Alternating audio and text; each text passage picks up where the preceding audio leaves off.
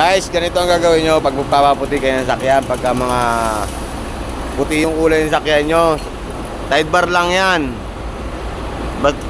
Basta bar lang na sabon. Yan, malinis yan, puputi yan. Ito yung kulay niyan. Dirty white na siya, pero pag natapos siya, magiging clear white na siya. Yan, nakikita nyo yan, oh. Dilaw yan, oh.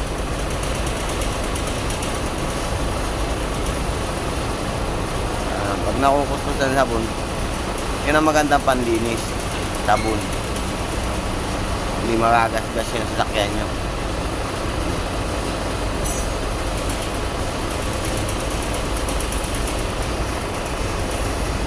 Yan, o, diba? Yan, may kunti pang itim-itim yan. Makikita nyo, guys.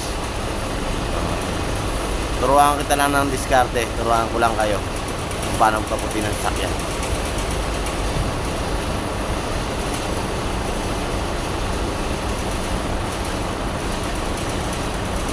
Try nyo sa may mga unit dyan na puti.